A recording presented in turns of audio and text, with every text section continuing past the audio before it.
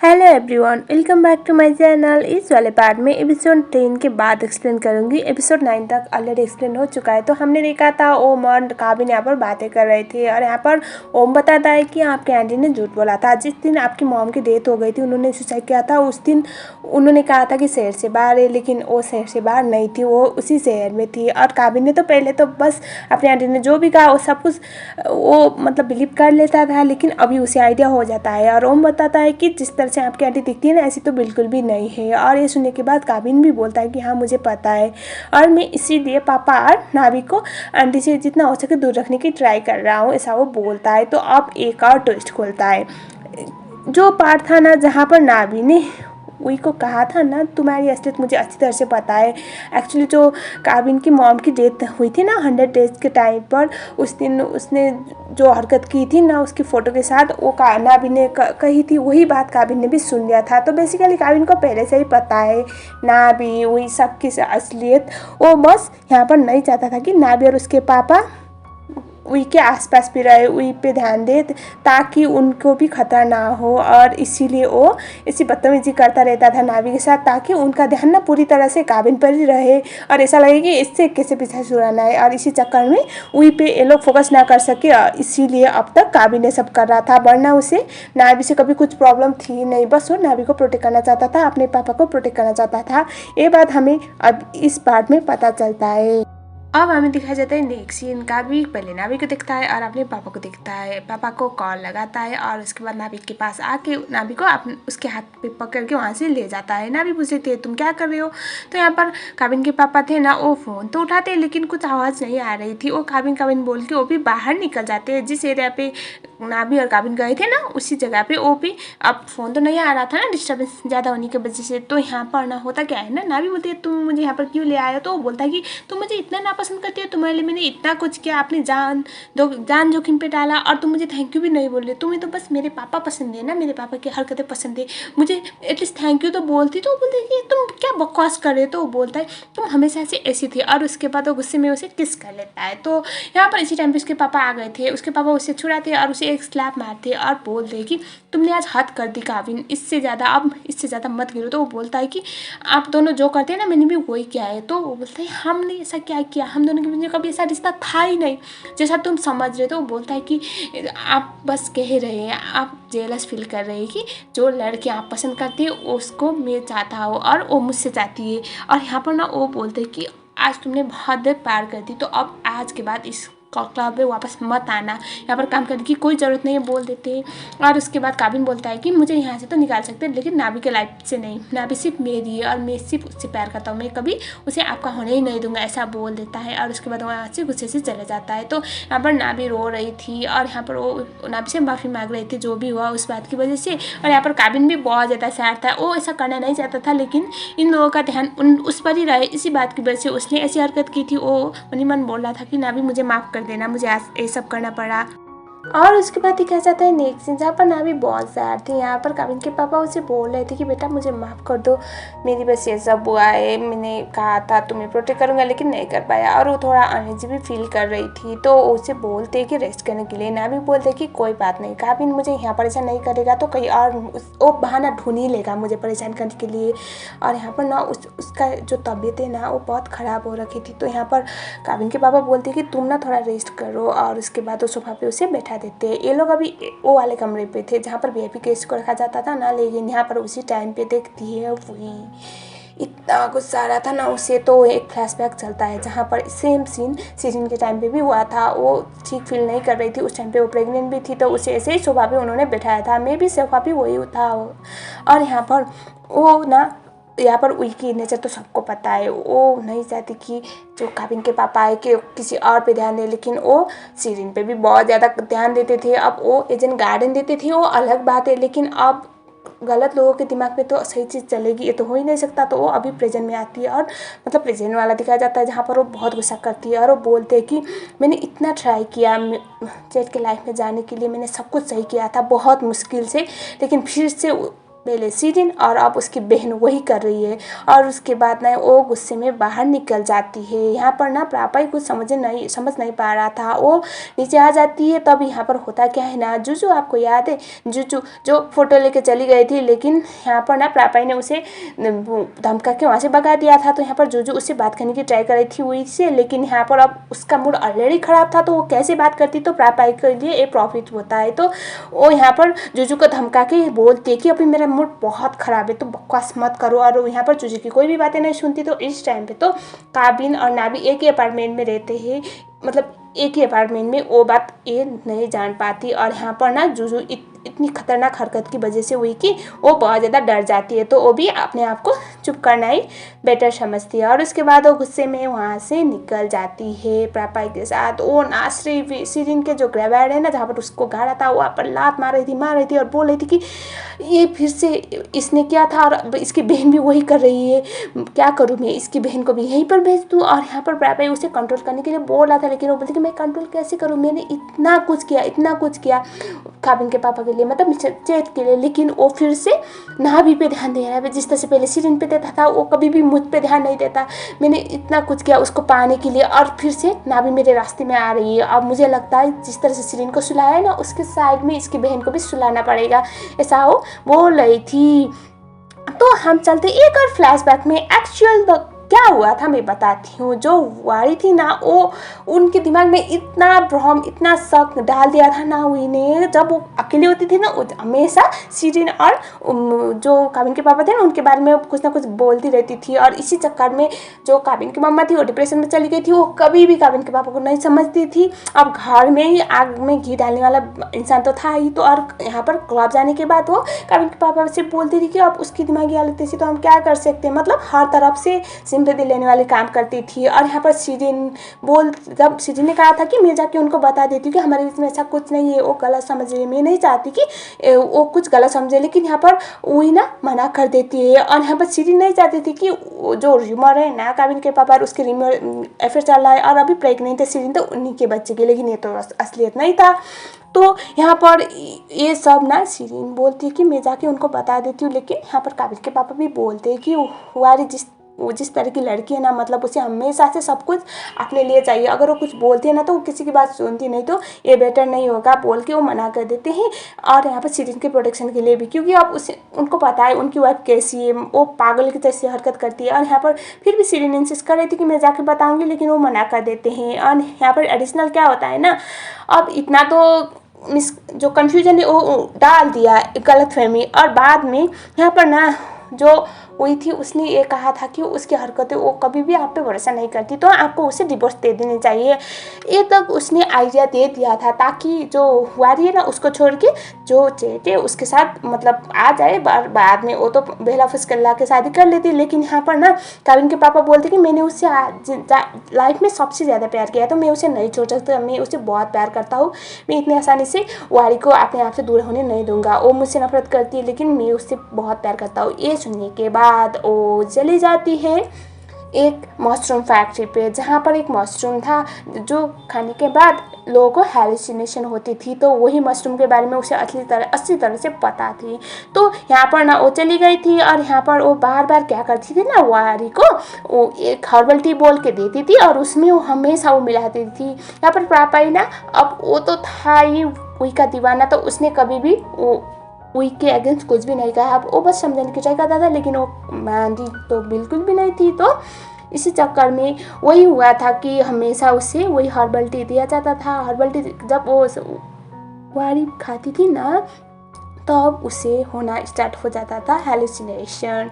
वो कुछ भी इमेजिन कर लेती थी। और यहाँ पर ना वो एडिशनल जब वो टी पीती थी ना, तो वो बोलती थी कि तुम्हारा पति तुम्हें छोड़ देगा, वो सीरिन के पास चला गया है, वो प्रेग्नेंट है, तुम्हारे पति के बच्चे की माँ बनने वाले, अब तो तुम मेरे लाइफ में कोई भी नहीं होगा बहना। और यहाँ पर इतना ज़्यादा गलतफहमी, इतना ज़्यादा मतलब लोगों को भटकाने की भी एक लिमिट होती है ना, नेक्स्ट लेवल पार कर दी थी। तो इसी चक्कर में यहाँ पर वो नेक्स्ट लेवल डिप्रेशन में चली गई थी। लेकिन सीरिन ने ना जिस दिन उसने सुसाइड किया था ना वारी ने, उस दिन वो ना प्लान करती कि मैं जाके उन्हें बताऊंगी। यहाँ पर काबिन के पापा को कॉल भी आया था, लेकिन अब वो वहाँ पर जाएंगे तो फिर से दोनों का झगड़ा होगा और वो नहीं चाहते थे कि उसे हर्ट करे अपनी वाइफ को। वो तो बहुत प्यार करते थे, लेकिन शिरीन को कॉल आ जाता है फिर से। और यहाँ पर शिरीन को जब पता चलता है आज जो वायरी है ना उसकी हालत बहुत ख़राब हो गई, तो वो बोलती कि ठीक है मैं चली जाती हूँ।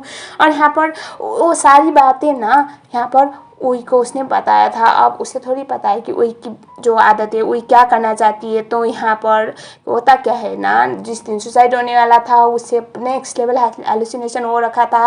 वो ना हर जगह शिरीन को इमेजिन कर रही थी, तो स्विमिंग पूल में वो जंप मार देती और वो शिरीन को मारने की ट्राई कर रही थी, मतलब मैं तुझे नहीं छोड़ूंगी, मैं तुझे नहीं छोड़ूंगी वाला। एंड देन यहाँ पर ना जो उई है थोड़ा दूर से देख रही थी और बहुत मज़े ले रही थी, और वो बोल रही थी कि मैंने तो सोचा था तुम्हें अपनी लाइफ से इजीली आउट करूँगी, लेकिन इतनी इजीली तो मैंने सोचा ही नहीं था। तुम तो मैंने हाथ ही नहीं लगाया तुम्हें, और तुम खुद ही अपने आप को ख़त्म कर रहे, ऐसा बोल रही थी। और यहाँ पर ना ये सब वो डूब रही थी पानी में, और शिरीन तभी पहुँच जाती है, तो शिरीन सब कुछ देख लेती है।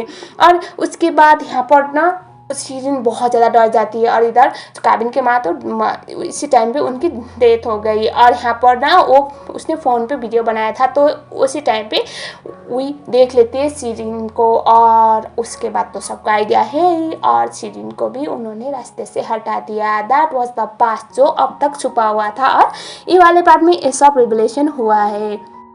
नेक्स्ट सीन था जहाँ पर नाबिया अपने दरवाजे बाहर बेहोश होने वाली थी, हो गई थी, तो काबिन उसे अंदर लेके आ जाता है। वो काबिन का हाथ पकड़ के बोल रही थी कि शिरीन प्लीज़ मुझे छोड़ के मत जाओ। काबिन वहाँ पर उसे देख रहा था और वो बोलता है कि फिक्र मत करो नाबी, मैं तुम्हें छोड़ के नहीं जाऊँगा। और शिरीन जो तुम्हारी बहन के लिए तुम इतना ज़्यादा तड़प रही हो ना, मैं तुम्हारी बहन को ढूंढ के लाऊंगा, ऐसा वो बोल रहा था। इंदन हमें दिखाया जाता है नाबी को फिर से। काबिन तो वहाँ से चला गया था, तो नाबी जब आँख खुलती है ना, इधर उधर देखती है, उसे लगता है कोई तो उसके साथ था और अभी नहीं है, तो उसे लगता है काबिन हो सकता है। लेकिन वो फीलिंग होना और असली में होना तो अलग बात है, वो श्योर नहीं हो पाती। एंड देन क्या जाता है ऑफिस वाला सीन, वही के ऑफिस पे। यहाँ पर काबिन आ जाता है। काबिन आने के बाद वही पूछ रही थी तुम यहाँ पर क्या कर रहे हो, तो यहाँ पर काबिन बोलता है कि मुझे ऐसे भी नाइट क्लब पे काम करने में बिल्कुल भी दिलचस्पी नहीं था, तो मैं आज से यहाँ पर काम करूँगा। ये सुनने के बाद वही बहुत खुश हो जाती है। लाइक उसे तो हमेशा से चाहिए था ना काबिन को अपने पापा से दूर रखना, उसके लिए सबसे बेस्ट ऑप्शन था। जो कन्फ्यूजन ना, जो गलत फहमी बाप बेटे में, वो तो बनी रही, वो तो हमेशा यही चाहती थी, तो वो तो बहुत खुश हो जाती है। और काबिन का यहाँ पर आने का मोटिव ये था कि देखो उसने नाइट क्लब से जानबूझ के ये सब बदतमीजी करने के बाद नाइट क्लब से वो निकाला गया था, ताकि अब वहाँ पर तो अब उसने अपने पापा नाबी को सेव कर लिया। अब यहाँ पर ऑफिस पे आएगा, और ऑफिस पे ना वो बोलता है कि प्रापा के साथ मिलके काम करना चाहता हूँ। प्रापा के साथ क्यों? क्योंकि उनकी सबसे करीब यहाँ पर प्रापा ही था, और प्रापा के करीब होने का मतलब था उनकी जो पास था और उन्होंने जो किया है वो सब कुछ जानने का। तो वो बोलता है कि मैं इसके साथ काम करूँगा। तो यहाँ पर जो हुई थी उसे कोई प्रॉब्लम नहीं, और यहाँ पर पापा भी बोलता है कि अगर मैम को कोई प्रॉब्लम नहीं तो मुझे भी कोई प्रॉब्लम नहीं, तुम्हारे साथ काम करने में मजा आएगा, ऐसा वो बोल रहा था। लेकिन काबिन की जो मेन प्लान था ना, वो तो कोई थोड़ी समझ रहा था। और हमें दिखाया जाता है नेक्स्ट सीन जहाँ पर पेपे नाबी से बात करने की ट्राई कर रही थी। एक्चुअली सीन क्या था ना, चाचा ने कहा था कि नाबी को लेके आओ वरना तुम्हें पैसे नहीं मिलेंगे। तो यहाँ पर नाबी के पास जाती है और ऐसा एक्टिंग करती है कि उसके मम्मा को, मतलब उसकी माँ को ना गुंडों ने पकड़ लिया है, तो हेल्प कीजिए। तो अब नाबी है, वो ज़रूर हेल्प करेगी। तो बोलती कि ठीक है मैं जाके उन लोगों से बात करती हूँ। और रास्ते में जाते वक्त यहाँ पर पेपे घबराई हुई थी, और यहाँ पर जो चाचा थे उसके लोग उसे उसके गाड़ी के आसपास आ जाते, तो यहाँ पर नाबी का आइडिया हो जाता है। वो नाबी डरते हुए बाहर निकलती है। ऐसे वो उसके पास जाना चाहती थी, लेकिन इस तरीके से बिल्कुल भी नहीं। यहाँ पर ना चाचा बोलता है कि मैंने बहुत इंतजार किया तुम्हारे लिए नाबी, अब इससे ज़्यादा इंतजार नहीं कर पाता। तो यहाँ पर नाबी बोलती कि मुझे नहीं लगता आज सही वक्त है। लेकिन यहाँ पर वो लोग धमकी देते कि अगर आज चाचा के पास वो नहीं जाएगी तो पेपे को मार डालेंगे। तो उसकी वजह से नाबी को उसके साथ जाना पड़ता है। तो एक बात आप लोग नोटिस कर लो, काबिन ने नाबी के फ़ोन में लोकेशन ट्रैकर लगा लिया था, तो वो भी आ रहा था। और अंदर जाने के बाद वो बोला था कि तुमने मुझे बहुत ज़्यादा तड़पाया है। तो वो बोलता है कि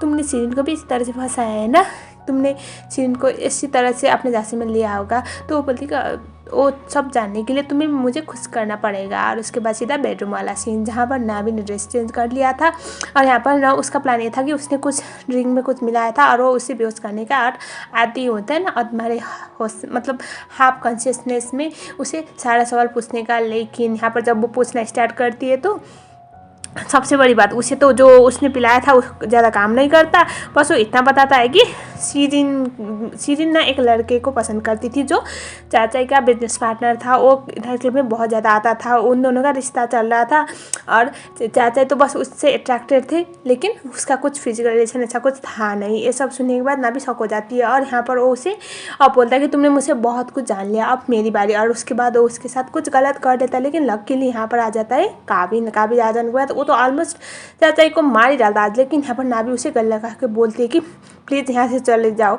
यहाँ से चलो, मुझे लेकर, मुझे यहाँ पर नहीं रहना, कुछ मत करो, इससे कुछ मत करो। और उसके बाद काबिन कुछ नहीं कर पाता और उसके बाद काबिन उस नाभी को लेकर बाहर चला जाता है। वो आधे रास्ते पे जाकर गाड़ी को रोकता है, तो हम नाभी बोलती है कि तुमने यहाँ पर गाड़ी क्यों रोका। तो यहाँ पर काबिन बोलता है मुझे तुमसे बात करनी है। नाभी बोल रही थी मुझे नहीं करनी, और वो गाड़ी से बाहर निकल रही थी। तो यहाँ पर काबिन उसके पीछे पीछे चला जाता है और वो बोलता है कि तुम्हारी प्रॉब्लम क्या है, मैं तुम्हें प्रोटेक्ट करने की ट्राई कर रहा हूँ, मैं ये श्योर कर रहा हूँ कि तुम्हें कोई गलत नज़र से ना देखे, तुम्हें कोई हर्ट ना करे, और तुम बार बार उसके पास चली जाती हो। मैंने कहा था ना उसके पास मत चली जाओ, फिर क्यों चली गई थी। तुम्हें अगर लड़कों की इतना सके, मर्दों की इतना सके तो मैं ही था ना, ऐसा बोलते। तो बोलता है तो उसे स्लैप आते, बोलती कि अगर तुम्हें कोई बात पता ना हो तो उसके बारे में जज मत करो। तो यहाँ पर वो अब ये भी नहीं बता सकती ना कि पेपे ने उसे फंसाया है। और उसके बाद यहाँ पर ना काबिन बोलता है कि मुझे बताओ तुम उसके पास क्यों चली गई थी। यहाँ पर ना भी बहुत डिस्टर्ब हो चुकी थी, वो कुछ भी नहीं बोल पाती, वो रोने लगती। तो काबिन भी उसके साथ ही रोता है और बोलता है कि मैंने अपनी मम्मा को खो दिया जिससे मैं सबसे ज़्यादा प्यार करता था, और पापा के साथ कुछ अच्छे रिश्ते नहीं है, और मेरे पास और एक हिम्मत नहीं है, मेरे पास हिम्मत नहीं है तुम्हें भी खोने की, और मैं शायद बर्दाश्त भी नहीं कर पाऊँगा। प्लीज़ मुझसे वादा करो कि तुम आज के बाद कभी भी मेरी बात को नहीं टालोगी। मैंने कहा था उसके साथ नहीं जाओ, लेकिन तुम चली गई, प्लीज़ आज के बाद कभी भी मेरी बात को मना मत करना। तो नाभी बोलते कि ठीक है, और उसके बाद उसे केस कर लेता है। उदास से ये वाला सीन यहीं पर कट हो जाता है। एंड यहाँ पर दिखाता है नाभी वाटर पे थी और वो काबिन के साथ मोमेंट्स याद कर रही थी।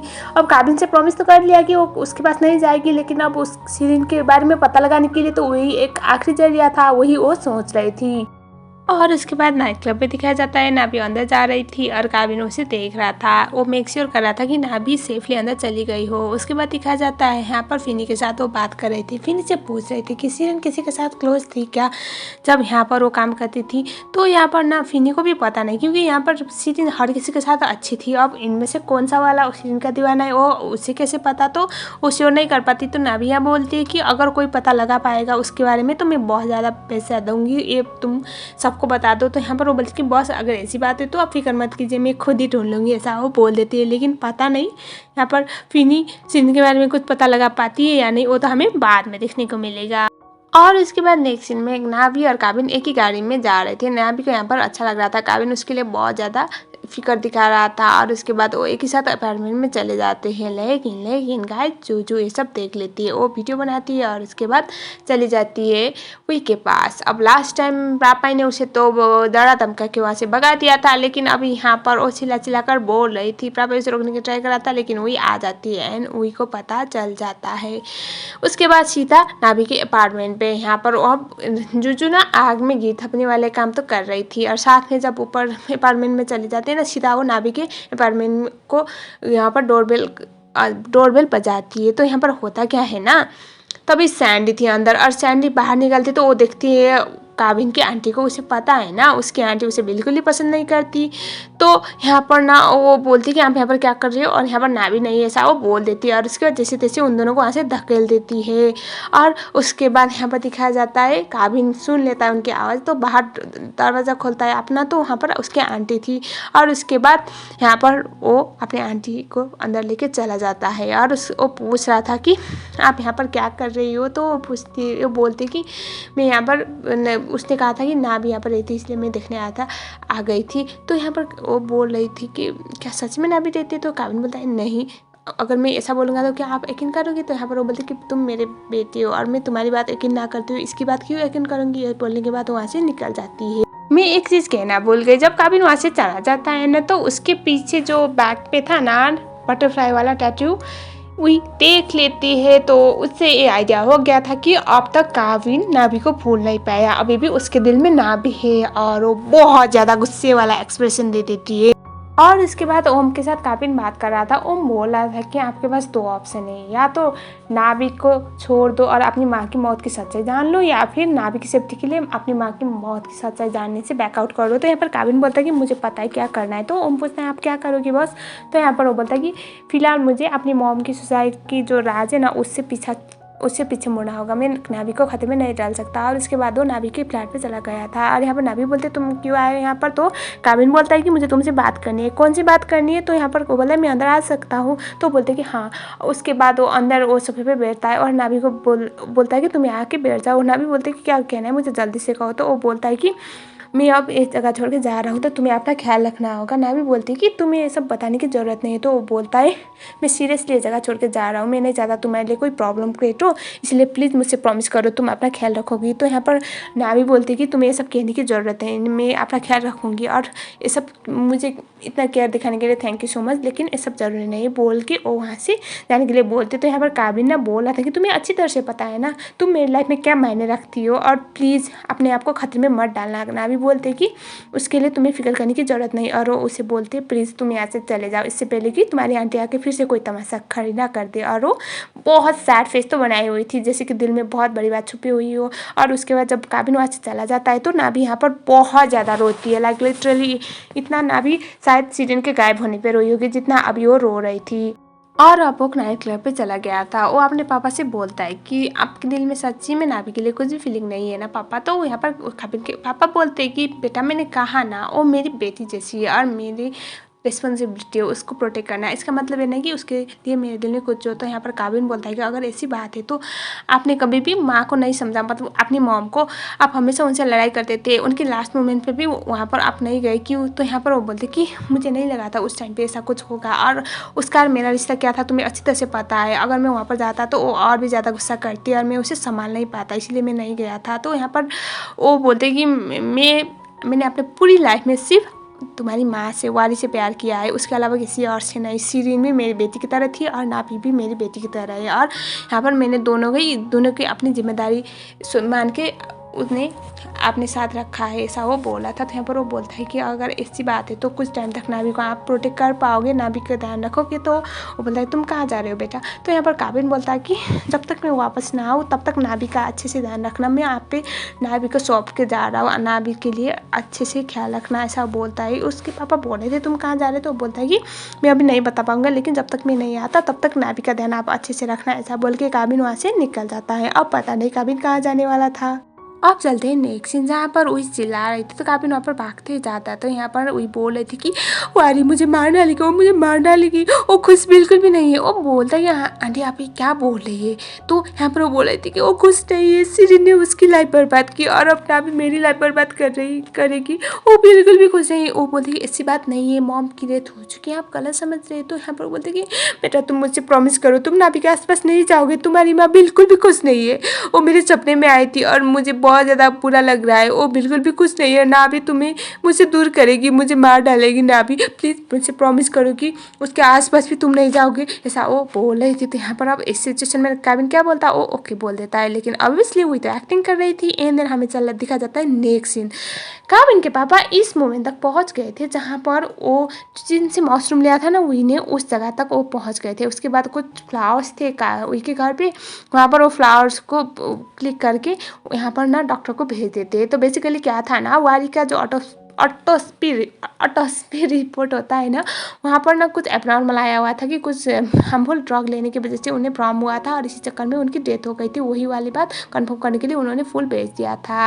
जब वही घर पे नहीं थी तो यहाँ पर जेट आए हुए थे, लेकिन वही वापस आ गई थी। तो एक्चुअली वो सीरीन का फ़ोन लेने के लिए आए हुए थे और यहाँ पर दोनों बातें करते हैं। यहाँ पर वही को अब तक आइडिया है कि इसे क्या क्या पता चल चुका है।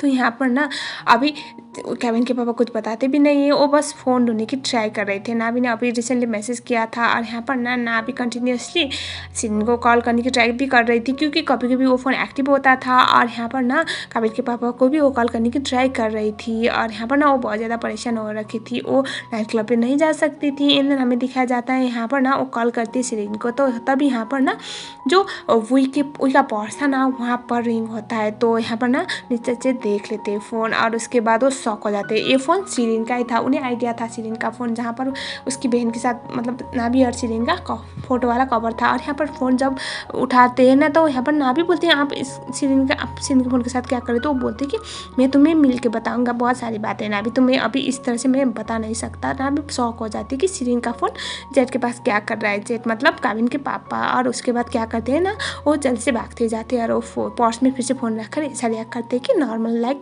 ऐसा कुछ हुआ ही ना हो। और तब यहाँ पर वही आ जाती है। वही आ जाने के बाद वो उन्हें बोलती है कि आप बहुत स्ट्रेस लग रही हो, कि चलिए हर्बल टी पी लीजिए। And this herbal tea same जो वारी को पी लाया जाता था। तो यहाँ पर ना जेड को भी पता है ये कौन सा वाला हर्बल टी है, क्योंकि उनने डॉक्टर को भेज दिया था। तो डॉक्टर ने कहा था कि ये जो फ्लावर है ना जिससे हर्बल टी बनती है उससे हेलुसिनेशन होता है। तो लेकिन फिर भी वो मना नहीं कर सकते। एंड देन यहाँ पर उन्हें ना देख लिया था जब नाभी से उन्होंने बात किया था उस शिरीन के फ़ोन से। तो यहाँ पर नाभी करने से ट्राई कर रही थी चैट को कॉल करने की, और यहाँ पर सीन को कॉल करने के, लेकिन सीन कट होता है और डायरेक्टली चला जाता है रात वाले, जहाँ पर वही ना गाड़ी पे थी और साइड वाले सीट पे मिस्टर चेत थे। यहाँ पर वो वेट कर रही थी कब हमारे सैया जी उठेंगे, सॉरी मतलब काविन के पापा उठेंगे। और यहाँ पर ना वो अपना सर भारी कराते हुए अपना होश संभाल लेते हैं। तो यहाँ पर वो बोलते कि हम यहाँ पर क्या कर रहे हैं, तो वो बोलते कि